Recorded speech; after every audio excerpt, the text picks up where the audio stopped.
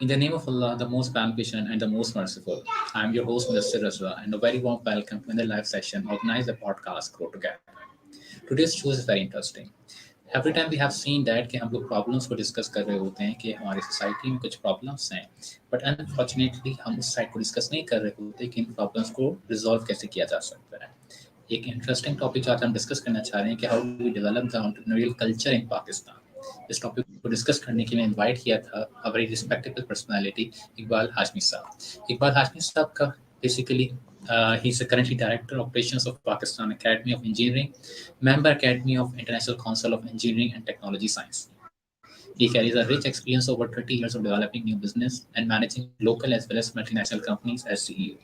He has received Best CEO Award, Global Excellence Award, Regional Excellence Award, and Leadership Excellence Award for his exceptional professional performance in tandem in various business organizations. He established branded coffee business in Pakistan, which helped to promote coffee culture in Pakistan. Assalamu alaikum sir, क्या हाल है, खैरियत से? वालेकुम सलाम, मैं ठीक हूँ अल्हम्दुलिल्लाह. आप कैसे हैं? अल्हम्दुलिल्लाह सर, खैरियत से. सबसे बहुत बहुत शुक्रिया सर, आपने टाइम दिया. और मैं आप इनको पढ़ के बड़ा मुझे मज़ा आ रहा था कि आपकी जो एजुकेशन है, इंजीनियरिंग, मास्टर्स, MBA, एक बहुत वर्सटाइल एक्सपीरियंस आपके पास माशाल्लाह. अल्हम्दुलिल्लाह जी, बिल्कुल अल्लाह का शुक्र है. बिल्कुल सर मैं काफ़ी एंटरप्रेन्योरल पे अगर आप बात करना चाह रहे हैं तो आई होप कि मैं अपने एक्सपीरियंसेस भी शेयर करूंगा इंशाल्लाह कि किस तरीके से एंटरप्रेन्योरल एक्टिविटीज भी करते हैं. तो प्लीज गो अहेड. सर पहले मैं आपकी जर्नी का पार्ट डिस्कस करना चाहता हूँ. जब आप यूनिवर्सिटी में थे उस टाइम क्या कल्चर था पाकिस्तान का? लोग बिजनेस माइंडेड थे, जॉब की तरफ ज़्यादा उनका माइंडसेट था. उस टाइम बेसिकली पाकिस्तान कल्चर किस तरफ मूव कर रहा था? देखिए, पाकिस्तान का जो कल्चर है ना, बेसिकली जो कल्चर ब्रिटिशर्स बना करके गए थे, मोर और लेस वही कल्चर चल रहा है. अच्छा, ब्रिटिशर्स ने जब यहाँ पे अपनी एक्सपेंशन की, अपनी कॉलोनी बनाई, तो उन्हें यहाँ पे इसकी ज़रूरत थी कि ऐसे लोग उनको मिल जाएं लोकल, जो मैनेजमेंट में उनको लोअर लेवल पे सपोर्ट कर सके. उनको क्रिएटिव थिंकर्स नहीं चाहिए थे, उनको इम्प्लीमेंटर्स चाहिए थे मोस्टली. तो इसलिए उन्होंने एजुकेशन सिस्टम ऐसे ही रखा और एज ए रिजल्ट हमारे एजुकेशन सिस्टम ने ऐसे ही लोगों को बनाया. और इसके में ये है कि हम लोगों के वालिदैन भी इसी माइंडसेट के थे. वो हमसे यही कहा करते थे कि मेरा बच्चा पढ़ लिख करके अच्छी जगह नौकरी करेगा. नौकरी का लफ्ज़ हमारे लिए कोई शेमफुल लफ्ज़ नहीं था, बल्कि नौकरी का लफ्ज़ हमारे लिए बड़ा फ़ख्रिया लफ्ज़ था कि हम किसी अच्छी जगह पे नौकर लग जाएँगे. तो यही माइंडसेट था. हमारा एजुकेशन भी यही माइंडसेट देता है, हमारी सोसाइटी भी यही माइंडसेट देती है. फिर उसके बाद हमारी सोसाइटी के अंदर एक एडिशनल इश्यू ये भी है कि हमारे यहाँ पावर डिस्टेंस बहुत ज़्यादा है. यानी हमसे जो बड़े होते हैं हम उनकी बहुत ज़्यादा रिस्पेक्ट करते हैं. और आहिस्ता-आहिस्ता ये कल्चर थोड़ा-सा अब ब्रेक हो रहा है. तो इसमें कोई बुराई नहीं है. वजह उसकी ये है कि हमारे यहाँ बहुत सारे लोग ऐसे होते हैं जो ज़िंदगी में कोई बड़े फैसले किए बगैर ही बूढ़े हो जाते हैं, क्योंकि उनके वालिदैन माशाल्लाह हयात होते हैं, तो सारे फैसले वही करते हैं. और चूँकि अभी तक हमारे मुल्क में कंबाइंड फैमिली सिस्टम चल रहा है और ये इतना टूटा नहीं है अभी तक, तो इस वजह से क्या होता है कि आपको पता है कि अगर आप किसी घर के फ्लोर गिने तो उससे आप अंदाज़ा लगा लेंगे कि यहाँ पे कौन साहब रहते हैं, इनके कितने बच्चे रहते हैं. वो ज़ाहिर है कि बच्चों को बहुत ज़्यादा वालिदैन अपने कंट्रोल में रखते हैं और जब कंट्रोल में रखते हैं, सारे डिसीजंस वो लेते हैं, तो ये बच्चे बेचारे कभी बड़े ही नहीं होते और ये 50 साल की उम्र में पहुँचकर कोई डिसीजन लेने की सलाहियत नहीं होती. जब लाइफ में आपके अंदर कोई डिसीजन लेने की सलाहियत नहीं पैदा होती है, तो इसका मतलब ये है कि आप कोई ऐसा काम नहीं कर सकते जिसके अंदर बहुत ज़्यादा इंडिपेंडेंस चाहिए और डिसीजन मेकिंग चाहिए. और एंटरप्रेन्योरियल एबिलिटी बहरहाल एक डिसीजन मेकिंग एबिलिटी है बहुत बड़ी. और किसी भी सोसाइटी को कामयाब होने के लिए 5% लोगों को, तकरीबन 4-5% लोगों को एंटरप्रेन्योरियल स्किल्स होना चाहिए. अब अगर मैं देख रहा हूँ कि बड़ा उल्टा रुझान हो रहा है कि इवन वो लोग भी जो पहले बिजनेस करते थे, जैसे मेमन कम्युनिटी है और दूसरी कम्युनिटीज है, अब उनके बच्चे भी पढ़ करके जॉब को प्रेफर कर रहे हैं. और जॉब में क्योंकि लो रिस्क है, एक कंफर्म पक्की इनकम है, तो इस वजह से लोग पसंद करते हैं कि यही ठीक है. बिजनेस का रिस्क लेने की जरूरत क्या है। और हमारे यहाँ कोई बिजनेस के लिए बहुत अच्छा कंड्यूसिव इन्वायरमेंट भी नहीं है कि हम कहें कि हमारा इन्वायरमेंट बहुत बिजनेस सपोर्टिव है। हमारे यहाँ कॉन्ट्रैक्ट्स की बड़ी इज्जत की जाती है और कॉन्ट्रैक्ट्स को इम्प्लीमेंट किया जाता है। तो और बहुत सारे रिस्क इन्वॉल्व हैं, बहुत सारे इनपुट फैक्टर्स हैं जो अवेलेबल नहीं होते हमारे बिजनेसमैन को, जो दूसरी कंट्रीज में आसानी से अवेलेबल होते हैं। एज ए रिजल्ट लोगों का रुझान बिजनेस की तरफ से और हट गया with the passage of time. बजाय इसके कि वो बिजनेस करें, और रुझान हट गया। हम्म। ये एक अफसोसनाक बात है। और अब जो है वो गवर्नमेंट थोड़ी सी वो कोशिशें कर रही है कि लोगों में एंटरप्रेन्योरशिप आ जाए, लेकिन ऑनेस्टली मैं आपको बताऊं कि ये जो एंटरप्रेन्योरल कल्चर पैदा करना चाह रहे हैं, वो एक ओवरऑल जो एक कल्चर होता है वो पैदा करने के लिए पूरे कॉम का पैराडाइम शिफ्ट चाहिए, माइंड शिफ्ट चाहिए। हम्म। और कॉमें चेंज हुई हैं, आपके सामने सिंगापुर की एग्जाम्पल है, चाइना की जी। एग्जाम्पल है। तो मैं ये नहीं कह रहा कि उनके अंदर, सिंगापुर के लोगों में एंटरप्रेन्योरल एबिलिटीज बहुत ज्यादा है, मगर उन्होंने अपनी कॉम को जिस तरह से शेप अप करना चाहा उन्होंने शेप अप कर लिया। तो ये कर सकते हैं, और गवर्नमेंट के सतह पे कॉन्शियस एफर्ट होगी जब भी हो सकेगा। ये इंडिविजुअल्स के लिए जरा डिफिकल्ट काम होता है। ये एक बाकायदा एक इसके लिए थिंक टैंक्स होने चाहिए जो देखें कि किस तरह से कल्चर को ये प्रमोट किया जाए। हमारे यहाँ भी यूनिवर्सिटीज में अभी तक लड़के हम्म। सबसे पहले इसी चक्कर में होता है कि हमें 20-25,000 की जॉब मिल जाए। बिल्कुल। अच्छा, इसमें एक इश्यू हमारी सोसाइटी का ये भी है कि लड़कियां ऐसे लड़कों से शादी करने प्रेफर करती हैं जो कहीं पे ऑफिसर लगे हुए हो, नाम के साथ ऑफिसर जी। लगा हुआ है, काम क्लर्क का करते हो, और एक फिक्स सैलरी लेकर आते हैं, तो वो उनके साथ शादी करना पसंद करेंगी। लेकिन कोई साहब अगर अपना छोटा बिजनेस स्टार्ट कर रहे हैं, उनके हम्म। साथ शादी करना पसंद नहीं करेंगे। और तमाम बिजनेसेस बड़े होने से पहले छोटे ही होते हैं। बिल्कुल, तो एक स्टेज ये से गुजर रहे होते हैं। तो हमारे यहाँ ये कल्चर का मसला है, एक सोशल इशू है, और फिर माइंडसेट का भी मसला है। अच्छा, एक और बात मैं करता हूँ, फिर आप अपना हम्म। सवाल कीजिएगा। वो ये कि आप देखें कि हमारे यहाँ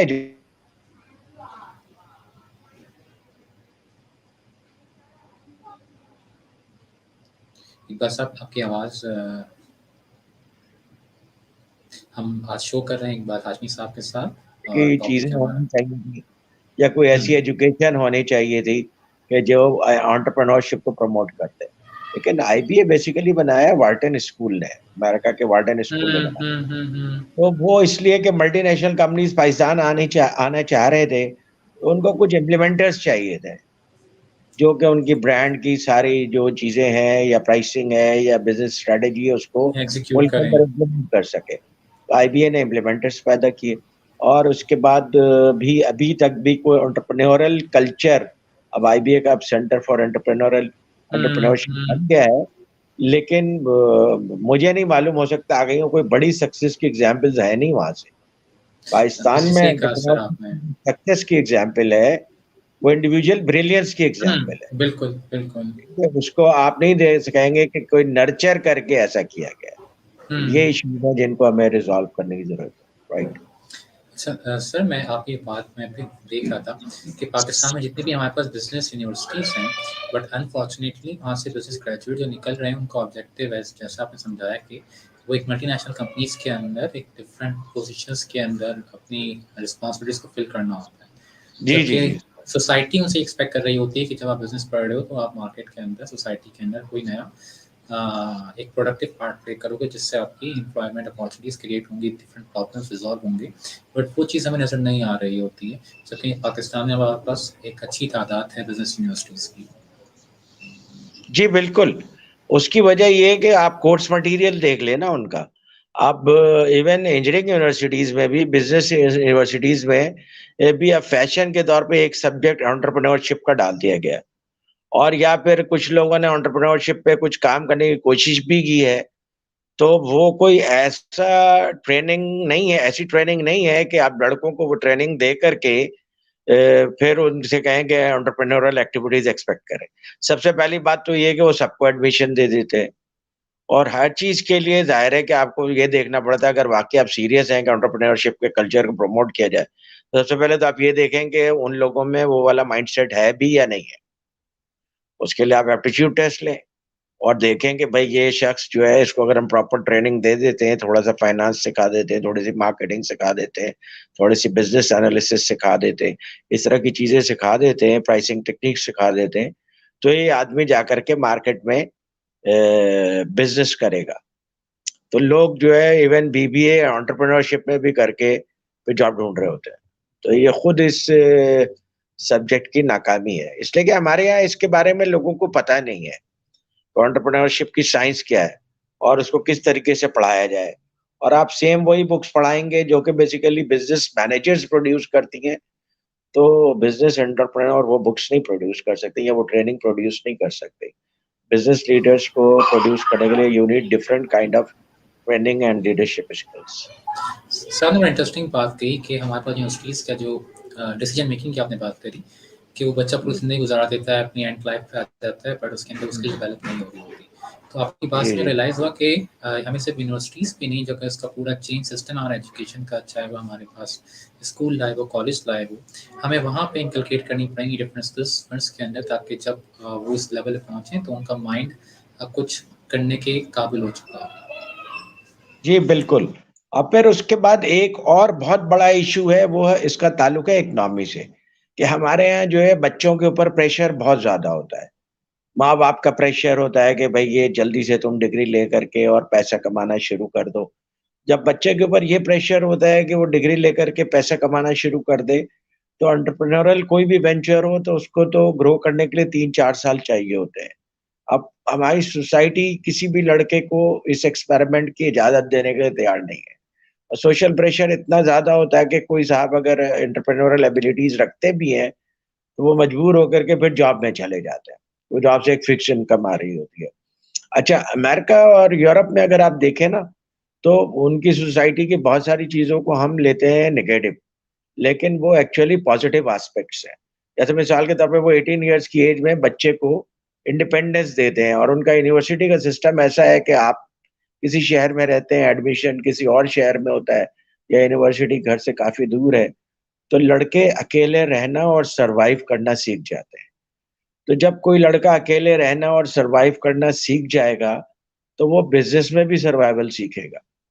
और उसके पास चूँकि इंडिपेंडेंस है और अगर वो बिज़नेस में करियर को परस्यू करना चाहता है, तो उसके ऊपर कोई दूसरी लायबिलिटीज़ इतनी नहीं है कि वो उसको परस्यू करने में उसको सोसाइटी कहीं पे रुकावट बने। तो वो कर सकते हैं आसानी से। हमारे यहाँ अगर कोई लड़का इस तरह के कोई एक्टिविटी करना चाहे इंजीनियरिंग पढ़ने के बाद या बिज़नेस पढ़ने के बाद या कोई और सब्जेक्ट पढ़ने के बाद, कि वो मैं जॉब पे नहीं जाना चाहता हूँ बल्कि बिज़नेस करना चाहता हूँ, तो हमारी सोसाइटी उसके ऊपर नेगेटिव प्रेशर इम्प्लीमेंट करती है, जिसका नतीजे में बहुत सारे एंटरप्रेन्योरियल एबिलिटीज़ किल हो जाती हैं शुरू में ही। तो हमारे यहाँ जो ये जो प्रेशर है ना लड़कों के ऊपर, ये प्रेशर कि मुझे बड़ा होकर के माँ-बाप का सहारा बनना है, ये चीज़ खत्म होनी चाहिए। अच्छा, ये चीज़ कैसे खत्म हो गई? ये चीज़ सोसाइटी नहीं खत्म कर सकती, ये चीज़ गवर्नमेंट खत्म कर सकती है। जैसे यूरोप में, अमेरिका में इन बच्चों पे आखिर बर्डन क्यों नहीं है? वहाँ पे भी तो यही फैमिली है ना, माँ-बाप हैं, बच्चे हैं, वहाँ ये बर्डन क्यों नहीं है? वहाँ बर्डन इसलिए नहीं है, एक तो पहली बात ये है कि माँ-बाप के ऊपर से 2 प्रेशर्स वहाँ पे ज़्यादातर सोसाइटीज़ ने हटा दिए। एक बच्चों की एजुकेशन और एक बच्चों की हेल्थ। इन 2 चीज़ों के ऊपर गवर्नमेंट खुद स्पेंडिंग करती है, ज़्यादातर कंट्रीज़ में। उसकी वजह से क्या होता है कि जो वालिदैन होते हैं, उनके पास डिस्पोज़ेबल इनकम काफ़ी होता है। अब वो अगर डिस्पोज़ेबल इनकम को सेव करते हैं, तो वो बुढ़ापे में जाकर के अमीर पेरेंट्स होते हैं और सेव नहीं भी करते हैं, तो उनके पेंशन की वजह से वो एक अमीर पेरेंट्स होते हैं, उनको बच्चों पे डिपेंडेंट होने की ज़रूरत नहीं होती है। बल्कि ज़रूरत पड़ने पे वो बच्चों को सपोर्ट कर सकते हैं। हमारे यहाँ बिल्कुल उल्टा हिसाब है, क्योंकि जब कोई आदमी रिटायर होता है, तो उस वक़्त अपनी पेंशन आधी कम्यूट कर लेता है, अगर पेंशनेबल है तो। और अगर पेंशनेबल नहीं है, तो वो बूढ़ा आदमी क्या करेगा? बच्चों की तरफ देखेगा, बच्चों पे डिपेंडेंट हो जाएगा। जब बच्चों पे डिपेंडेंट हो जाएगा, तो बच्चों पे प्रेशर आता है कि भई मुझे अपने बूढ़े माँ-बाप का ख़्याल रखना है। तो इस वजह से ये हमारा पूरा एक विशियस सर्कल बन गया है और उस सर्कल को तोड़ने के लिए गवर्नमेंट को ये 2 बड़े लोड्स लोगों पर से हटा देना चाहिए। आम लोगों पर से ये 2 लोड हटा देना चाहिए, एक एजुकेशन का और एक हेल्थ का। ठीक है? और ये कोई बड़ी बात नहीं है, पूरी दुनिया में इसी तरह है। एजुकेशन गवर्नमेंट की रिस्पॉन्सिबिलिटी है, हेल्थ गवर्नमेंट की रिस्पॉन्सिबिलिटी है।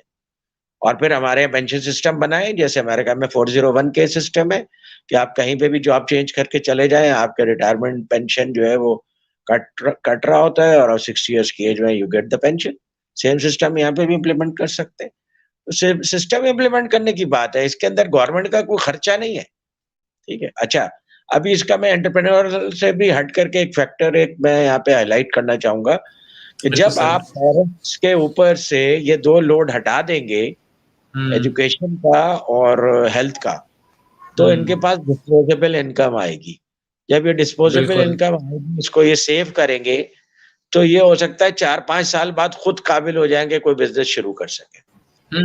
बिल्कुल। मिसाल के लिए मैं जॉब में जाता हूँ, मैं कोई बहुत अच्छा हम्म। एक्सपीरियंस गेन करता हूँ, फिर मैं सोचता हूँ कि इसके ऊपर मैं बिजनेस कर सकता हूँ, मगर मैं सीड मनी कहाँ से लाऊंगा? देखो, एंटरप्रेन्योर के ऊपर एग्जैक्टली। तो दूसरे भी फैमिली मेंबर्स जो होते हैं, एंजल इन्वेस्टर्स वो है ही नहीं यहाँ पे, बहुत कम है। जो फैमिली मेंबर्स होते हैं वो भी प्रेशर में होते हैं, उनके पास भी पैसे नहीं होते। जब जब सही है। आपको सीड मनी चाहिए तो कोई सीड मनी लगाने के लिए तैयार नहीं होता, आपके पास भी नहीं होता।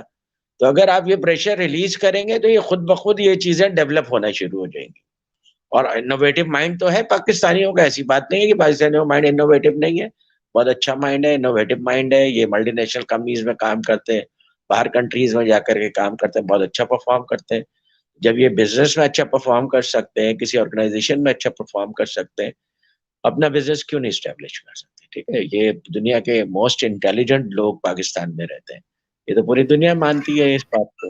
बिल्कुल लेकिन आप सर। एक टैलेंट को नर्चर नहीं करेंगे तो क्या होगा? हम्म। तो पाकिस्तान में क्यों टैलेंटेड लोग रहते हैं, इसका एक बहुत सिंपल सी लॉजिक ये है कि आप देखिए कि आपका जो पाकिस्तान इस वक्त बचा हुआ है, वो इस वजह से बचा हुआ है कि जो बाहर के मुल्क में जाकर के हमारे लड़के काम कर रहे हैं, वो मंथली $2.5 बिलियन बिल्कुल भेजते ऐसा ही हैं। सर। उनके अंदर कोई टैलेंट है, जभी तो वो भेज रहे हैं। तो टैलेंट तो है, आपके पास ह्यूमन रिसोर्स है, आपके पास वाइब्रेंट 60% ऑफ द पॉपुलेशन है जो कि less than 30 years of age है।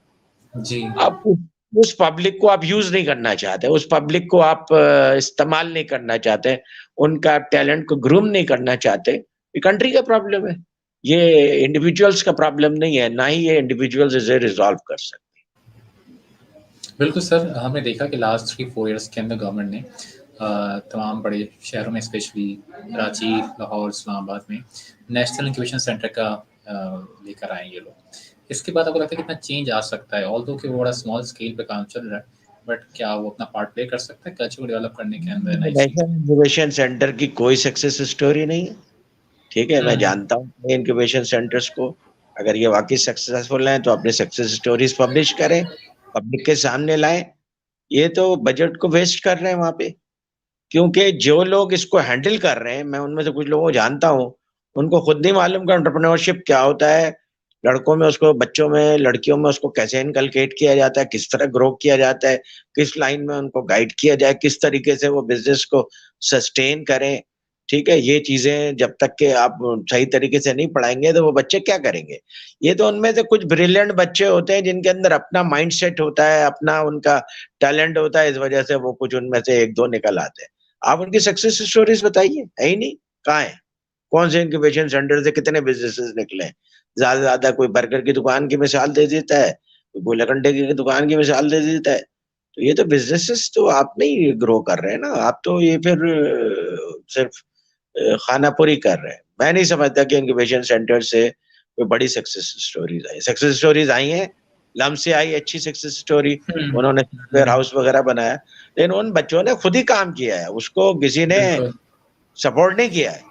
तो आप एग्जैक्टली। मुझे बताएं कि गवर्नमेंट की कॉन्शियस सपोर्ट के साथ कितने बिजनेसेस हुए हैं? ठीक है। और अभी जबकि इस वक्त गवर्नमेंट इसमें इसके अंदर जो आई है वो बेसिकली रिएक्टिव मोड में होकर आई है कि चूंकि गवर्नमेंट जॉब्स क्रिएट करने में फेल हो गई है, अब गवर्नमेंट ये चाहती है कि भाई कुछ ही तरीके से एंटरप्रेन्योरल कल्चर को प्रमोट करे पाकिस्तान में, और उस तरह से कुछ लोग ऐसे पैदा हों जो कि जॉब्स क्रिएट कर सके। लेकिन उसके अंदर आप मुझे बता दीजिए कितनी एम्प्लॉयमेंट क्रिएट हुई है, कितने बिजनेसेस क्रिएट हुए हैं? नहीं हुए। ठीक है, इसलिए कि आप देखेंगे कि इन जगहों पे जाएं, ये पढ़ाते हैं जब एंटरप्रेन्योरशिप, तो वो ये पढ़ाते हैं कि entrepreneur is a high risk person. ये तो बेवकूफी वाली बात है। कोई हाई रिस्क पर्सन एग्जैक्टली। तो बिजनेस को दबा देगा। एंटरप्रेन्योर कभी भी हाई रिस्क पर्सन नहीं होता। एंटरप्रेन्योर जो है वो एक कैलकुलेटेड रिस्क लेने वाला आदमी होता है।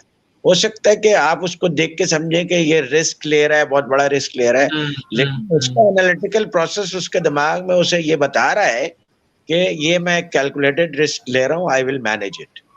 ठीक है, तो कोई भी आप एंटरप्रेन्योर के एग्जाम्पल दिखा दीजिए, बता दीजिए दुनिया में जो बहुत सक्सेसफुल रहा हो और उसने कोई बहुत हाई रिस्क लिया हो। ऐसे नहीं होता है। ठीक है, तो ये कैलकुलेटेड हमारे रिस्क यहाँ लेना तो पड़ता है।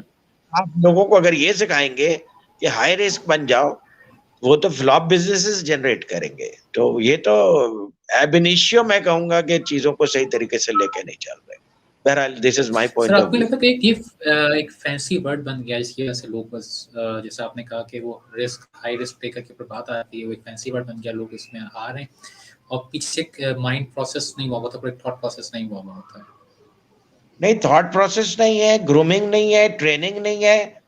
ठीक है, और लोगों को बिजनेस के वो कॉन्सेप्ट्स और कंपोनेंट्स नहीं बताए जा रहे हैं जिसकी वजह से वो कोई सही अच्छा बिजनेस कर सकते हो। जैसे मिसाल के तौर पर किसी ने माइक्रोबायोलॉजी पढ़ी है, वो कोई केमिकल लेकर आना चाह रहा है, कोई मेडिसिन लेकर के आना चाह रहा है, और उसने हो सकता है उसके ऊपर कुछ काम भी किया हो, लेकिन बिल्कुल। उसके लिए जो बिजनेस के बाकी कंपोनेंट्स को समझना जरूरी है, उसकी ट्रेनिंग कहाँ पे हो रही है? आप मुझे बता दीजिए कि कौन कर रहा है कि कोई 6 महीने या साल की कोई ऐसी ट्रेनिंग दे रहा हो जिसमें लोगों को बिजनेस का इतना कॉम्प्रिहेंसिव कॉन्सेप्ट दे दिया जाए कि वो लड़का या लड़की मार्केट में जाकर के अपने बिजनेस को स्टार्ट कर सके, चला सके। ठीक है।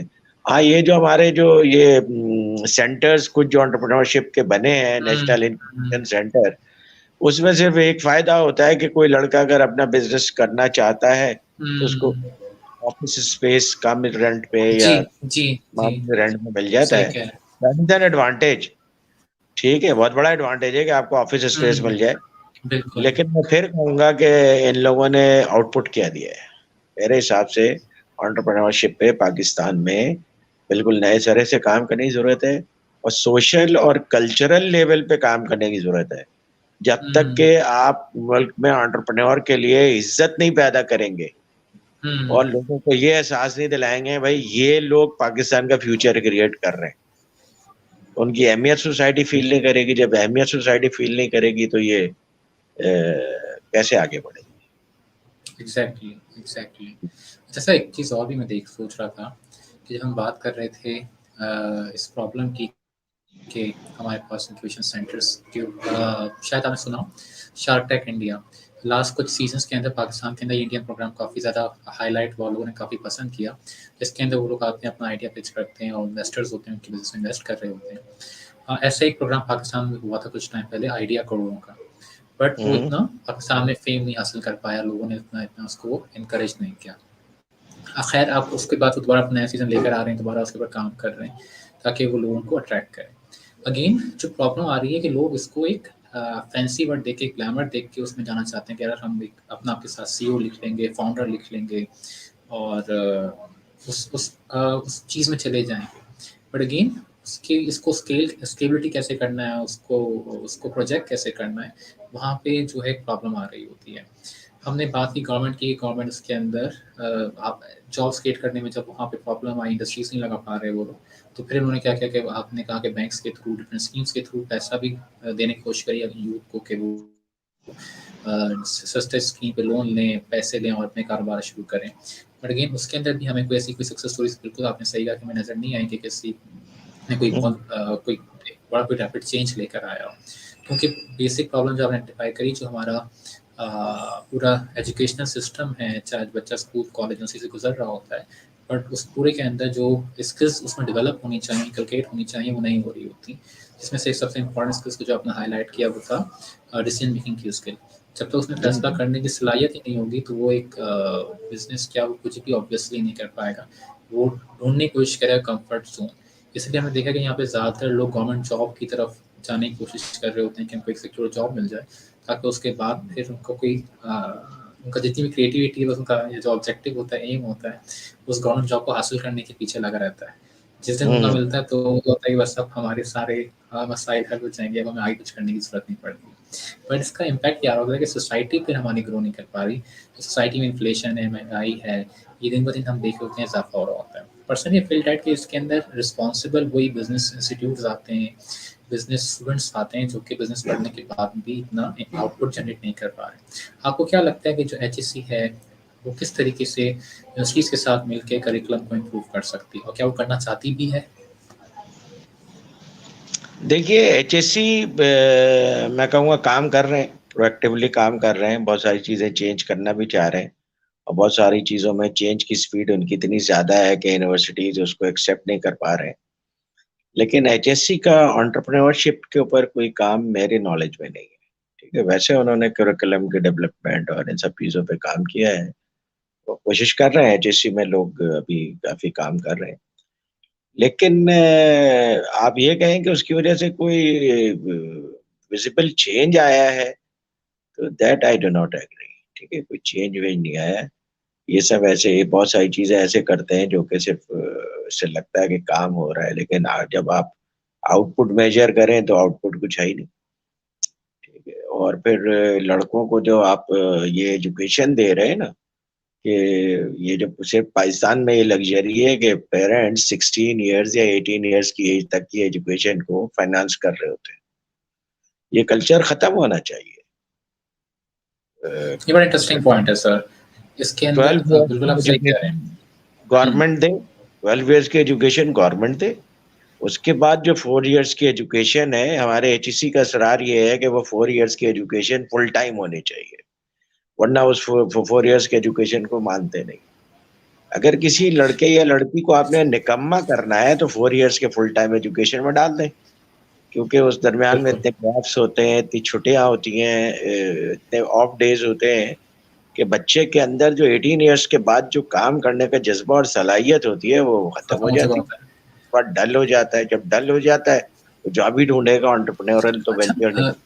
सर, बड़ा इंटरेस्टिंग बात, कुछ वीडियोस देखा था कुछ टाइम पहले कि स्पेशली इंटर के बाद जो बच्चे बाहर तालीम हासिल करने जाते हैं, बैचलर्स के लिए, मास्टर्स के लिए, तो जी जी। वहाँ पे अपनी साइड जॉब को देख रहे होते हैं कि हमने कहाँ पे अपने एक्सपेंसेस को कैसे बेयर करना है। बट जब वही बच्चा पाकिस्तान में रह रहा होता है तो वो अपनी साइड जॉब के ऊपर फोकस नहीं कर रहा होता है, करना नहीं चाह रहा होता है। तो मतलब पाकिस्तान से बाहर निकल के वो तैयार है काम करने को, पाकिस्तान में रह के वो अपनी आपको एक्सप्लोर करने तैयार नहीं है। मतलब क्या है ये? मैं दो चीजें हैं, देखिए, एक तो खुद जो हमारा HSC है वो खुद रुकावट है। HSC जो है वो कहता है कि अंडर ग्रेड को फुल टाइम एजुकेशन होना चाहिए, जबकि अंडर ग्रेड पूरी दुनिया में लड़के जॉब करते हैं और बिल्कुल इवनिंग में ऐसा ही है। क्लासेस लेते हैं और कर लेते हैं 4 इयर्स में। ऐसे ही पाकिस्तान में भी होना चाहिए, ताकि वो 4 साल पढ़े भी, 4 साल एक्सपीरियंस भी हासिल करें और जो पढ़ रहे हैं उसको वो रिलेट कर सकें अपने जॉब के साथ। इस तरह से ज्यादा मीनिंगफुल लर्निंग होगी। दूसरा मसला हमारा सोशल है कि पेरेंट्स के लिए ये बड़ी बेइज्जती की बात होती है कि बच्चा जो है वो काम कर रहा है, वहां पे जाकर के बच्चे, तो आपको पता है 7-Eleven में और वॉलमार्ट में और इस तरह के जितने भी स्टारबक्स वगैरह में, मैकडोनल्ड में काम करते हैं और सारा काम करते हैं, वॉशरूम भी साफ करते हैं, मॉपिंग भी करते हैं, सब करते हैं। ठीक है, तो वहां पे तो इन्हीं पेरेंट्स के बच्चे काम कर रहे होते हैं, तो चूंकि हम देख नहीं रहे होते इसलिए पेरेंट्स बड़े खुश होते हैं कि अमेरिका में पढ़ रहा है। बिल्कुल बिल्कुल ऐसा ही है। कल्चर यहाँ पे नहीं है, हालांकि ये होना चाहिए। वजह उसकी ये है कि ये हम दोनों तरफ से, एक तो हमारा HSC का फ्रेमवर्क भी ऐसा ही है कि जनाब 4 इयर्स की फुल टाइम एजुकेशन होनी चाहिए, तो वो एक निकम्मा बच्चा पैदा कर रही है। फिर उस फुल टाइम एजुकेशन को पेरेंट्स भी बसे दें कि पूरा का पूरा हम ही फाइनेंस करेंगे, बच्चे को जरा सी भी परेशानी नहीं जी होगी। जी बिल्कुल ऐसा ही हो फिर रहा है। बच्चे की ट्रेनिंग कहाँ पे हो रही है? उसको तो आप निकम्मा बना रहे हैं बाई ट्रेनिंग। जब बाई एजुकेट कर रहे ट्रेनिंग हैं। आपने उसको निकम्मा बना दिया तो बाद में आप उससे आउटपुट की क्या एक्सपेक्टेशन रखेंगे? बिल्कुल। तो हमें तो ये तो कल्चरल लेवल पे, सोशल लेवल पे और एडमिनिस्ट्रेटिव लेवल पे चीजों को चेंज करने की जरूरत है। अच्छा, सबसे इम्पोर्टेंट पार्ट जो मैं देख रहा होता हूँ कि किस तरीके से हम पेरेंट्स को एजुकेट कर सकें, क्योंकि इसमें मेजर एलिमेंट जो बच्चे की एजुकेशन में आ रहा होता है, वो खुद तो अपने ऑब्वियसली इतना सेंस नहीं होता उस टाइम के अंदर, वो अपना पूरी स्कूल लाइफ गुजार देता है, और ज़्यादा मेन पार्ट पेरेंट्स का ही होता है डिसीजन मेकिंग के अंदर। और वही जो आपने कहा कि वो उतना स्पेस, इतना गैप नहीं दे रहे होते कि बच्चा खुद से इनिशिएट करे या कोई काम करे, और अल्टीमेटली फिर नुकसान पेरेंट्स का ही हो रहा होता है कि सर्टेन पीरियड ऑफ टाइम जब वो एक्सपेक्ट कर रहे होते हैं कि बच्चा कमा के लेकर आए उस चीज़ के बाद, तो जब वो अपनी जॉब के लिए जाता है तो वही जो उसको माशाल्लाह से अच्छी सैलरी मिल रही होती है उसके अंदर फिर वो चीज़ कवर नहीं हो पा रही होती है। देखिए, पाकिस्तान में पेरेंट्स अपने बच्चों को जो जॉब के लिए इनकरेज करते हैं और बिजनेस के लिए इनकरेज नहीं करते हैं, उसकी कई वजूहत तो हमने डिस्कस कर ली। एक बिल्कुल। मेजर वजह ये है कि पाकिस्तान का अपना जो रेगुलेटरी एनवायरनमेंट है, वो बिजनेस के लिए इंतहाई नामुनासिब है। अब तो जो बिजनेस कम्युनिटी है, वो भी बिजनेस में से निकल रही है। परेशान है। और वो जो कि जिनके पास प्रोडक्शन की कंपनीज थी या दूसरी तरह की कंपनीज थी, वो अपने पैसे निकाल करके अब रियल एस्टेट में इन्वेस्ट कर रहे हैं। और ये पिछले 20-30 साल से ये सिलसिला जारी है, बिकॉज ये एक सेफ ऐसा है। इन्वेस्टमेंट के लिए, उसमें रिटर्न भी अच्छा मिल जाता है। जब बिल्कुल। रिटर्न भी अच्छा मिल जाता है, कुछ करने की भी जरूरत नहीं है, तो उनको क्या जरूरत है कि वो बिजनेस। तो ये तो बिल्कुल। गवर्नमेंट का काम है कि गवर्नमेंट चैनलाइज करे पैसों को, बजाय रियल एस्टेट के बिजनेसेस की तरफ। गवर्नमेंट तो उल्टा एब्सोल्युटली। काम कर रही है, गवर्नमेंट तो बिजनेसेस से पैसों को चैनलाइज कर रही है रियल एस्टेट की तरफ से। जी। अच्छा, रियल एस्टेट के इन्वेस्टमेंट में आपको पैसे तो मिल जाते हैं, लेकिन वो प्रोडक्टिव इन्वेस्टमेंट नहीं साइकिल है। नहीं है, साइकिल नहीं बनती चॉकलेट की उसमें। फैक्ट्री से चॉकलेट रोज बन के निकल रहा है और वहां से चॉकलेट पूरे मार्केट में बिक रहा है, तो वेल्थ क्रिएशन हो रही है। तो जमीन है, लोगों ने खरीद के रख दिया है, उसकी कोई प्रोडक्टिविटी तो है नहीं। पैसा होल्ड हो जाता है इसके अंदर तो उल्टा। पैसा होल्ड हो जाता है, पैसा बढ़ भी जाता है, उसकी वजह से लोग कहते हैं कि हमें इतनी मेहनत करने की जरूरत क्या है। तो इसको डिस्करेज कौन करे? इसके लिए रेगुलेटरी एनवायरनमेंट कौन क्रिएट करेगा? ये गवर्नमेंट की रिस्पॉन्सिबिलिटी है। मगर हमारे यहाँ जो है गवर्नमेंट में, एक तो खुद पॉलिटिशियंस जैसे हैं, वो आप लोगों को मालूम है, तो जब से ये कोटा सिस्टम आया है, इसने बिल्कुल ही तबाही फेर दी है कि जो लोग सिविल सर्विसेज में जा रहे हैं, उनकी कैपेसिटी के ऊपर मैं क्या कमेंट करूं। पूरी दुनिया को पता है कि इनके पास क्या कैपेसिटी है। फिर जो करप्शन चल रहा है, वो एक अलहदा एक मसला है। तो जब आपके सिविल सर्वेंट्स डिलीवर नहीं करेंगे, पॉलिटिशियंस डिलीवर नहीं करेंगे, आम जो बिजनेसमैन है या आम आदमी है, वो बहुत ही लो रिस्क होकर के रहेगा कि पैसे को ऐसी जगह पे इन्वेस्ट कर दूं जहां पे मुझे कोई प्रॉब्लम ना आए। तो जब आप बिजनेस करेंगे तो उसमें बहुत सारे इश्यूज हैं, बहुत सारे प्रॉब्लम्स हैं। गवर्नमेंट कहीं पे आपको सपोर्ट करती नहीं है, तो फिर वो आदमी कहता है भाई मैं जाके दुबई में इन्वेस्ट कर देता हूँ या यहीं पे रियल एस्टेट में इन्वेस्ट कर दे देता हूँ। आपके पास रियल एस्टेट में पाकिस्तान में भी सेफ ऑप्शंस मौजूद हैं। तो इसकी वजह से आप देखें कि पाकिस्तान में इंडस्ट्रियल ग्रोथ एक्चुअली नेगेटिव रही है, और पिछले एक डिकेड से ज्यादा से हमारे पूरे जीडीपी में इंडस्ट्री का जो परसेंटेज है वो 25% है, और इसको हालांकि बढ़ना चाहिए। और पाकिस्तान 22 करोड़ की आबादी का मुल्क है, तो आप इसमें किसी भी चीज की इंडस्ट्री लगाएंगे तो उसके लिए लोकल पॉपुलेशन मौजूद है कंजम्पशन के लिए। ये तो स्वीडन वगैरह की कंट्री के लिए प्रॉब्लम है कि उनकी आबादी 50-60 लाख है, तो वो किस चीज का बिजनेस करें, किस चीज का बिजनेस ना करें। अपने मुल्क में वो चीज ब्रेक इवन नहीं होती है। ग्लोबल लेवल पे प्रोडक्ट लेकर आए तो ब्रेक इवन होती है, जैसे उनकी कंपनी नोकिया थी या दूसरे इस तरह की कंपनीज थी। पाकिस्तान को तो ऐसा प्रॉब्लम नहीं है, आपके पास तो 22 करोड़ के लोकल कंज्यूमर मौजूद है। 60% आपकी आबादी जो है वो नौजवानों पर मुश्तमिल है। सबसे ज्यादा किसी भी इकोनॉमी में बिल्कुल। जो कंजम्पशन करती है वो नौजवान करते हैं। उनको फैशन एग्जैक्टली। चाहिए, किताबें चाहिए, एजुकेशन चाहिए, हेल्थ की एक्टिविटीज चाहिए, रिक्रिएशन की एक्टिविटीज चाहिए। तो आपके पास तो बिजनेस अपॉर्चुनिटीज बहुत है यहाँ पे। बिल्कुल। It is a blessing. तो जब मैं अमेरिका या यूरोप में जाता हूँ तो वहां पे मैं देखता हूँ कि वहां के मॉल्स बिल्कुल वीरान है, क्योंकि वहां पे बच्चे नजर ही नहीं आते, बूढ़े लोग घूम रहे होते हैं मॉल्स में। यहाँ पे आप मॉल्स में चले जाएं, रेस्टोरेंट्स में चले जाएं, एक वाइब्रेंट एनवायरनमेंट बिल्कुल। मिलेगा, बिकॉज यहाँ पे बिल्कुल। नौजवान लोग इसको एंजॉय कर रहे होते हैं। तो इसको आप इसका फायदा नहीं उठा रहे हैं, तो क्या हो रहा है? जो हमारा जो बेहतरीन टैलेंट है वो मुल्क से बाहर चला जा रहा है, और वो दूसरे मुल्कों में जाके सर्व कर रहा है, और हम उनसे फायदा नहीं उठा पा रहे हैं। स्टिल सबसे ज्यादा फायदा वही लोग दे रहे हैं हमें। हमें ब्यूरोक्रेट भी फायदा दे रहे हैं, जिनको हम ग्रेड 17 की जॉब दे देते हैं, और फिर वो सारी जिंदगी वो उसी ब्यूरोक्रेसी में रहते हैं, और ब्यूरोक्रेसी का आउटपुट देख लीजिए या पॉलिटिशियंस का आउटपुट देख लीजिए, वो क्या है। बिल्कुल। वो बच्चे जो बाहर जाके मेहनत कर रहे हैं, मजदूरी कर रहे हैं या कोई कंप्यूटर प्रोग्रामर है या इस तरह की चीजों का काम कर रहे हैं, वो $2.5 बिलियन पर मंथ यहाँ पे बेच रहे हैं। आपका जो एग्जैक्टली। बैलेंस ऑफ पेमेंट है वो उसकी वजह से सीधा हुआ हो, बैलेंस होता है। इन वजह से नहीं सीधा हुआ है। और पाकिस्तान में जो थोड़ी बहुत आपको खुशहाली नजर आती है, उसी बिल्कुल। पैसे की वजह से नजर आती है। अगर उन पैसा बाहर लड़कों से आ रहा को होता है हमारा। देंगे तो वो क्यों यहाँ पे अच्छे बिजनेसेस नहीं क्रिएट कर सकेंगे। लेकिन उसके लिए आपको मेरिट बेस्ड सिस्टम लाना पड़ेगा, आपको कोटा सिस्टम खत्म करना होगा। ठीक है, कोटा सिस्टम डिस्क्रिमिनेशन है, पूरी दुनिया में डिस्क्रिमिनेशन को बुरा समझा जाता है और उसके बिल्कुल। अगेंस्ट में लॉ बनता है। हमारे पाकिस्तान बिल्कुल। में भी आर्टिकल 27 हर तरह के डिस्क्रिमिनेशन को मना करता है। आर्टिकल 27 की एक्सेप्शन में ये आपने कोटा सिस्टम बनाया था 10 साल के लिए, वो एक डिस्क्रिमिनेटरी बिहेवियर है। आप टैलेंट को वैसे ही किल कर रहे फॉर हैं, टाइम बीइंग। टैलेंट को किल करेंगे और फिर कहेंगे भाई साहब एंटरप्रेन्योरशिप क्यों नहीं हो रही है। तो ये तो आपका तजाद है ना, ये या नहीं है। बिल्कुल बिल्कुल बिल्कुल। अब टैलेंट प्रमोट कीजिए, सब चीजें सही होने लग जाएंगी।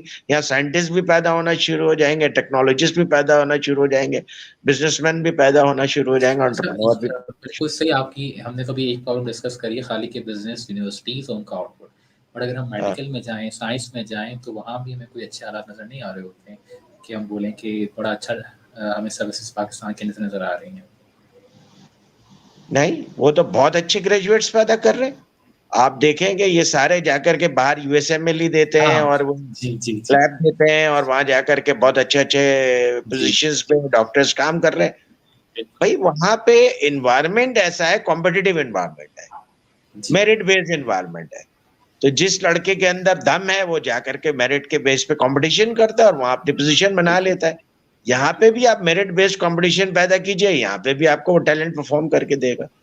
जब आप बैसाखियों के जरिए लोगों को प्रमोट करेंगे, कोटा सिस्टम की ट्रू। एक बैसाखी देकर के आप उसको यूनिवर्सिटी में एडमिशन देते हैं, फिर उसके बाद जब वो यूनिवर्सिटी से निकलता है तो फिर आप उसको दूसरी बैसाखी देते हैं कोटा सिस्टम की, ये लो चुके तुम कोटा सिस्टम के प्रिविलेज्ड आदमी हो, तो ये तुम ये जॉब ले लो। क्या परफॉर्म करें। अगर उसी पोजीशन को आप कंपटीशन से फिल करेंगे तो आदमी परफॉर्म करेगा। बिल्कुल ऐसा ही है। सिंपल सी बात है मेरिट बेस्ड। जो हम लोग समझना नहीं चाहते। और अगर मैं पाकिस्तान में बात करता हूँ मेरिट की या कोटा सिस्टम के खिलाफ बात करता हूँ तो लोग मेरे ऊपर ताने मारते हैं कि जनाब ये ताज्जुबी आदमी।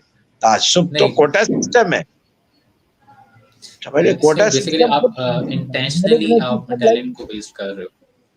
आप ये देखिए कि अमेरिका और यूरोप वाले इतना ज्यादा मेरिट बेस्ड सिस्टम रख रहे हैं कि अगर उनको अच्छा डॉक्टर पाकिस्तान से मिलता है तो वो ले लेते हैं, वो ले लेते हैं, बिल्कुल। इंडिया से मिलता है तो वहां से ले लेते हैं। वहां से ले लेते हैं। और हम अपने मुल्क के अच्छे डॉक्टर को छोड़ करके उस डॉक्टर को अपॉइंट करते हैं जो कि कोटा के क्राइटेरिया पे पूरा होता है। तो हाउ डू यू एक्सपेक्ट कि यहाँ पे परफॉर्मेंस होगी, मेरिट होगा और फिर उसके बाद रिजल्ट्स आएंगे। नालायक लोग रिजल्ट नहीं दे सकते आपको। बैसाखियों पे चलने के लिए वाले जो है ना वो तेज तो नहीं दौड़ सकते। उसको भी अंदाजा होता है कि मुझे रिजल्ट देना भी नहीं है, वो जो कोटे पे आ रहा होता है उसको पता है हाँ कि तो आप मैंने हाँ जी बिल्कुल, आपने कुछ लोगों को प्रोटेक्शन दे दी है, बाकी लोगों को आपने बिल्कुल ही वल्नरेबल छोड़ दिया है। तो वो तो चूंकि माशरे का बेहतरीन पार्ट है, टैलेंटेड लोग हैं, उनको पाकिस्तान में करियर नजर नहीं आता, वो बाहर जाके करियर बना लेते हैं। पानी की तरह ना, जैसे पानी की तरह खुद बनाता है तो वो टैलेंट भी फिर जहाँ उसको मौका मिलता है वो पहुंच टैलेंट जाता बहते है। हुए पानी की तरह है, बिल्कुल सही एग्जाम्पल दिया आपने। तो वो पाकिस्तान में आप करियर बनाने का मौका नहीं दे रहे, वो बाहर जाके करियर बना बाहर लेते चला हैं। जाता है। ठीक है, बाहर जाके पैसे कमाते हैं और वो इन नालायक कोटा सिस्टम पे जो लोग बैठे हुए हैं उनकी सैलरीज उनसे निकलती है, जो वो लोग वहां से अनफॉर्चुनेटली। बेच रहे हैं। अनफॉर्चुनेट। ठीक है, तो ये आप अगर इनजस्टिस को खत्म नहीं करेंगे, quota system is gross injustice. True. ठीक है, तो आप मेरिट को कैसे प्रमोट करेंगे, आप एंटरप्रेन्योरल एबिलिटीज को कैसे प्रमोट करेंगे। जो आदमी कोटा सिस्टम पे आके बैठा हुआ है उसको पता ही नहीं है कि मैं एंटरप्रेन्योरशिप को कैसे प्रमोट करूंगा। यही वजह है कि आप देख लीजिए गवर्नमेंट तो खर्च कर रही है इंक्यूबेशन सेंटर्स ये वो, लेकिन वो लोग उसको मैनेज कर रहे हैं, उनके अंदर कैपेसिटी ही नहीं है। तो जब कैपेसिटी नहीं है तो डिलीवर कहाँ से करेंगे। अच्छा सर, एक शिक्का मैंने और सुना है बच्चों के मुंह से, कहते हैं कि बिजनेस वो पढ़ा है जिसने बिजनेस किया हो। आप इस बात से कितना एग्री करते हैं? देखिए, इसका बहरहाल एडवांटेज है कि एक आदमी जिसने बिजनेस को खुद किया हो या हम्म। कहीं पे उसने काम किया हो, वो पढ़ाए तो ज्यादा बेहतर पढ़ा सकता है, क्योंकि लाइव एग्जांपल्स दे सकता है, एजुकेशन को कनेक्ट एब्सोल्युटली। करता है। बिल्कुल सही है। तो वो कनेक्टिविटी अगर मिसिंग है ना, तो हम्म। आप इंटर के बाद बच्चों को जॉब करने पे इनकरेज करें। हम्म।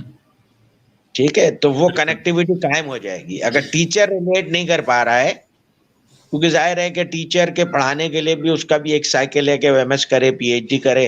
तो बहुत एक सारे लोग प्रोसेस अभी है। पे चले जाते हैं, एमएस पीएचडी करते हैं, तो प्रैक्टिकल एक्सपोजर इतना नहीं ले पाते हैं। इन बहरहाल बेहतरीन टेक्नोलॉजी बाहर से पढ़कर आते हैं। तो बच्चा जब हम्म। जॉब कर रहा होगा, तो वो जो टीचर पढ़ा रहा होगा उसको रिलेट कर लेगा। और ये जो हमारे यहाँ एब्सोल्युटली। ये जुमला जो इतना ज्यादा पिट चुका है, इंडस्ट्री एकेडमिया गैप, वो है ही इसी हाँ। वजह से। ना टीचर जाता है इंडस्ट्री में, ना स्टूडेंट जाता है इंडस्ट्री में। और फिर उसके बाद जब वो लड़का अंडर ग्रेड करके जाता है इंडस्ट्री में, तो इंडस्ट्री वाले कहते हैं कि ये क्या पढ़ करके आया। तो ये बिल्कुल। तो हाँ। आप किसी एक को ब्लेम नहीं कर सकते। इसमें इंडस्ट्री को भी चाहिए कि अप्रेंटिसशिप प्रोग्राम शुरू करें, और हम्म। गवर्नमेंट को भी चाहिए कि अप्रेंटिसशिप प्रोग्राम को कंपलसरी करें, और अंडर ग्रेड स्टूडेंट्स के लिए कंपलसरी करेंगे वीक में 20 आवर्स जॉब करें। हाँ, ये ठीक है, एक बड़ा अच्छा बहरहाल सॉल्यूशन है ये जब बच्चा। mandatory है। उसके बगैर 4 इयर्स की डिग्री दे ही ना। दे ही ना। जब वो तो कनाडा में, अमेरिका में जाके काम कर सकता है, तो फिर लड़कों पाकिस्तान में काम करने में प्रॉब्लम नहीं हर होनी जगह चाहिए। कर रहे हैं दुनिया में लोग। एक ये इंडिया, पाकिस्तान, बांग्लादेश में लोगों को अपने बच्चों को खराब करने का शौक है। करने का शौक है। हाँ, सही बच्चे सही इतने सेंस है, हाँ। डल हो जाते हैं, वो उनके अंदर मेहनत करने की स्पिरिट खत्म हो जाती है, उनके अंदर डिसीजन मेकिंग की एबिलिटी पैदा नहीं होती है, फाइटिंग स्पिरिट नहीं पैदा होती है, चूंकि 22-23 ट्रू। साल की उम्र तक प्रोटेक्टेड चलते हैं। तो वो एक माइंडसेट बन जाता है कि भाई अब हम में प्रोटेक्टेड ही चलना है, अब अपनी इसीलिए लाइफ का एक जॉब। हिस्सा भी गुजार चुके होते हैं without any doing any work.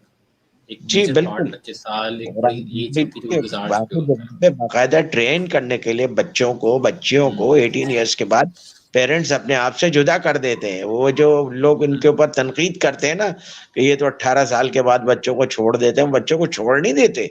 It takes a sense. बच्चों को ग्रूम करने के लिए एक हम्म। अपॉर्चुनिटी देते हैं कि भाई बच्चों ने बाद में तो अपनी लाइफ खुद ही गुजारनी है, पेरेंट्स तो सारी एब्सोल्युटली। जिंदगी साथ नहीं रह सकते।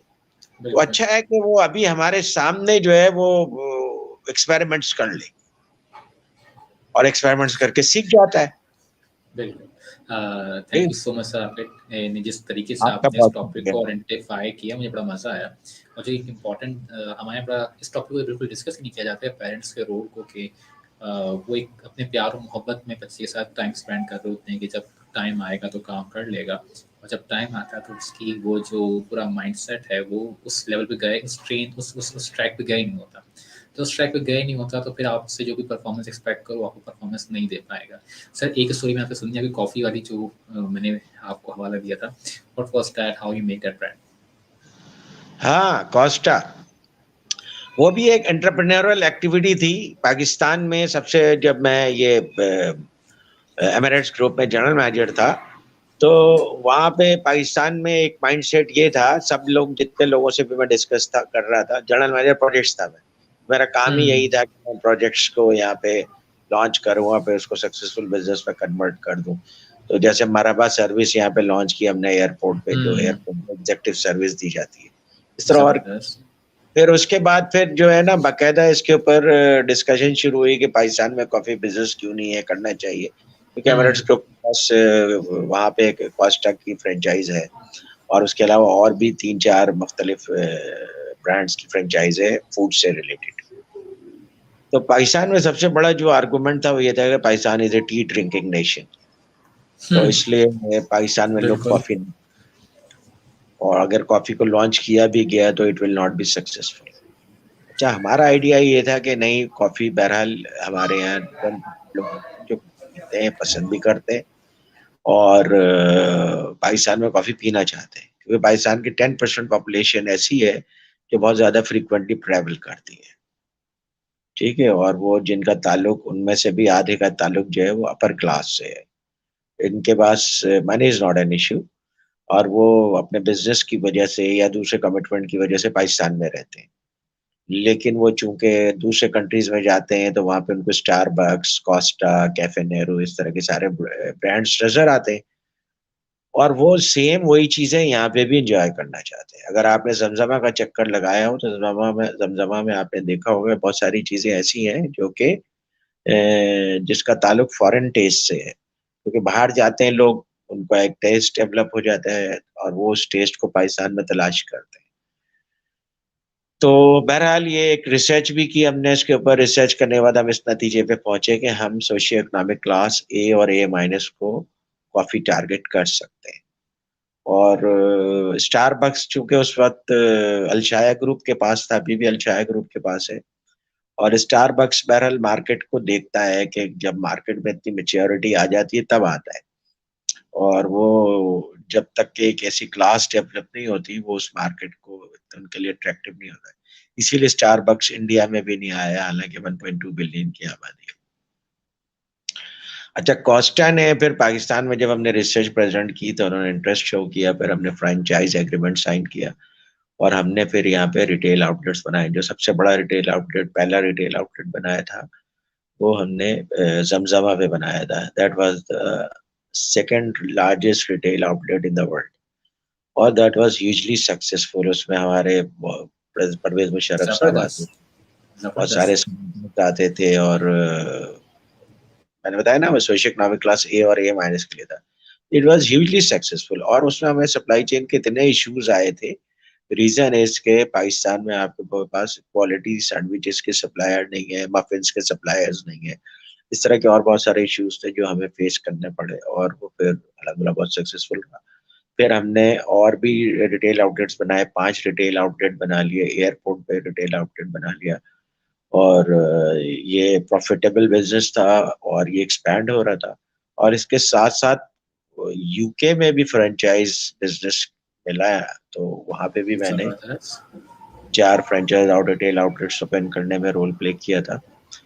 तो यहाँ पे फिर 2008 में जो है सिचुएशन बहुत खराब हो गई थी लैंड की, जिसकी वजह से उनको इंश्योरेंस के इश्यूज आ रहे थे, और आपको पता है कि ये लोग इस चीज से बहुत डरते हैं कि अगर यहाँ पे हम्म। कोई काम हो गया इनका रिटेल आउटलेट पे तो फिर हम्म। वो नेशनल नेगेटिव पब्लिसिटी होगी। बिल्कुल। तो therefore, Costa pulled out from Pakistan.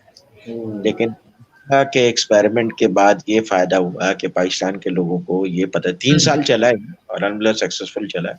हम्म। पाकिस्तान के लोगों को ये पता चल गया कि पाकिस्तान में कॉफी बिजनेस हो सकता है। बिल्कुल। है। और आप देखें फिर एस्प्रेसो ने इतने सारे अपने जी। ब्रांचेस एक्सपैंड डिफरेंट किए। ब्रांड्स अब काम कर रहे हैं अब तो। ठीक है, एस्प्रेसो पाकिस्तानी ब्रांड है और बहुत अच्छा ब्रांड है, और किसी भी इंटरनेशनल ब्रांड से इसकी क्वालिटी कम नहीं है। बिल्कुल। और वो सबसे पहले सिर्फ जमजमा में एक छोटा सा रिटेल आउटलेट होता था उनका, अब जो है वो इसको एक्सपैंड कर रहे हैं। आपने हम्म। देखा होगा कई जगहों पे इनके रिटेल आउटलेट्स हैं, वहाँ पे भी है, एयरपोर्ट पे भी है। फिर उसके बाद कैफे कॉफी डे आया, ग्लोरिया हम्म। चीज आया, हम्म। फिर आपके बाद ये कॉफी भी आ गया, वगैरह। जमजमा पे है बटलर्स चॉकलेट, वो आ गया। बटलर्स। और फिर डंकिन डोनट्स आ गया, हम्म। लेकिन डंकिन डोनट्स की कॉफी को आप उस कॉफी से कंपेयर नहीं कर सकते, ये नहीं। हाँ आई मीन हाँ। मैं बैरिस्टा रहा हूँ, ट्रेनिंग ली मैंने यूके में, तो आई कैन जबरदस्त। Very good coffee. तो you can not compare that coffee, जो उनकी जो कॉफी होती है जो स्टारबक्स की या कॉस्ट, वो कॉफी आप इनके साथ कंपेरेबल नहीं है। तो बिल्कुल। इस तरह आप देखें कि बहुत सारे फिर ब्रांड्स बाद में आ गए। तो ये वो एक समझ लीजिए कि एक एंटरप्रेन्योरल स्पिरिट के साथ जो काम किया गया था, उसकी वजह से पाकिस्तान में पूरी एक इंडस्ट्री डेवलप हो गई। तो हम्म। अब मैं कह सकता अब हूँ इस कि लाइक उसको पूरी एक डिफरेंट ब्रांड्स आके इसमें काम कर रहे हैं। वो मैं था उस वक्त क्रेडिट गोज इत्तेफाक। To you. हाँ, तो अल्हम्दुलिल्लाह वो अच्छा रहा, बहुत अच्छा रहा। तो माशाल्लाह। उसके बाद फिर मैं मैनेजिंग डायरेक्टर की पोजीशन पे चला गया था इसके। तो ये है उसका पूरा बहरहाल। नहीं, ये अक्सर कज़न और भाई मुझसे डिस्कस करते थे कॉफ़ी का, तो मैंने देखा कि मैंने हाँ, खुद भी आपसे ये सुननी है स्टोरी, हाँ, क्योंकि वो बहुत अच्छा एक्सपीरियंस था और स्टिल आई मिस दैट। उसके साथ हमने एक बहुत अच्छा सिगार बार भी बनाया था ना, वो दैट वाज नॉट वाह। Part of, but that was a separate entity. और इस वजह से मुझे सिगार का बहुत अच्छा टेस्ट भी था और सिगार की क्वालिटी का भी बहुत अच्छा मुझे आइडिया था उस वक्त भी, अब भी है। तो बहरहाल ये काफी पुरानी बात हो गई। I am talking about it ended in 2008। 8। 14-15 साल पुरानी बात। मगर उसके बाद फिर आप देख लेंगे पाकिस्तान में माशाल्लाह बहुत हो गया। चेंज है। Thank you so much sir for your time. बहुत मज़ा आया आपसे बात करके, बड़ी डिटेल में आपने चीज़ों को समझाया और उम्मीद ये की जाएगी कि चीज़ों का एक वर्ड बड़ा अच्छा होता है, इंस्पिरेशन टू इम्प्लीमेंटेशन।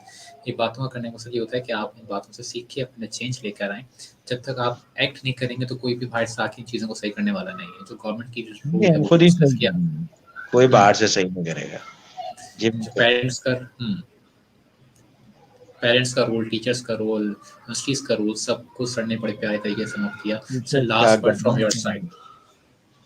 देखिए पाकिस्तान जो है ना टैलेंट के लिहाज से one of the best country in the world, if not the best. No doubt, no क्योंकि डाउट। मैं दुनिया के 50-60 कंट्रीज में गया हूँ, लोगों के साथ इंटरेक्शन किए, बातचीत की है। और चूंकि अभी भी यहाँ पे मैं पढ़ाता हूँ, मैंने बहुत सारे इंस्टीट्यूट्स और यूनिवर्सिटीज में पढ़ाया है और अभी एनईडी यूनिवर्सिटी में तो मैं पिछले माशाल्लाह। 7 से पढ़ा हूँ विजिटिंग फैकल्टी के तौर पे। मैनेजमेंट के सब्जेक्ट्स पढ़ाता हूँ ज्यादातर। तो यहाँ के लोग तो बहुत ब्रिलियंट है और आपने खुद बताया कि ये लड़के बाहर जाके परफॉर्म करते हैं क्योंकि सिस्टम सपोर्टिव होता है तो वो परफॉर्म कर लेते हैं। तो सपोर्टिव सिस्टम के बगैर कोई भी परफॉर्म नहीं कर सकता। ये सपोर्टिव सिस्टम बनाना जाहिर है कि कलेक्टिवली हम सबकी जिम्मेदारी है और सबसे बड़ी जिम्मेदारी है गवर्नमेंट की है। तो सपोर्टिव सिस्टम बनाए तो यहाँ के लड़के बेस्ट डिलीवर कर सकते हैं। चाइना अगर 15 साल में अपने आप को ट्रांसफॉर्म कर सकता है, सिंगापुर अपने आप को 15 साल में ट्रांसफॉर्म कर सकता है, तो पाकिस्तान क्यों नहीं कर सकता? हम तो बल्कि नेगेटिव डायरेक्शन में जा रहे हैं। ये तो पता ही होगा, इकोनॉमिस्ट की रिपोर्ट बहुत पॉपुलर है कि Bangladesh was 66% of Pakistan GDP in 1971 और अब वो पाकिस्तान से सरपास कर चुका है जीडीपी में 2018 में। तो हमारी अपनी हमाकतें हैं, इसमें कोई किसी और का हाँ, हम कोई, किसी को उसमें और हमें ब्लेम नहीं खुद कर ही उसको सकते। ठीक करना पड़ेगा। But as far as talent is concern in Pakistan, it is the best talent anywhere in the world, comparable है कहीं के भी टैलेंट से।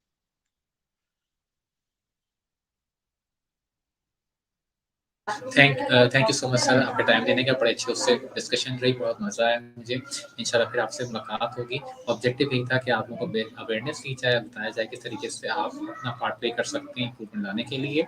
And again role of the parents is very important. और आपको खुद भी ये सेंस आना चाहिए कि आपको कोई आके फीड नहीं करके बताएगा नहीं कि आपने घर से निकले काम करना है। तो अपने इन्वायरमेंट को, अपनी सोसाइटी को एक इकोसिस्टम डेवलप करना है जिसके अंदर हम सब फ़ायदा उठा सकें। और इन सब मसाइल का हल हम खुद ही निकाल सकते हैं अगर हम सब अपना अपना पार्ट प्ले करेंगे, from top to bottom and from bottom to top. बिल्कुल। Thank you so much sir, बड़ा अच्छा लगा आपसे बात करके, बड़ा मजा आया। Thank you so much sir, have a nice day. अल्लाह हाफिज। अल्लाह हाफिज। अल्लाह हाफिज।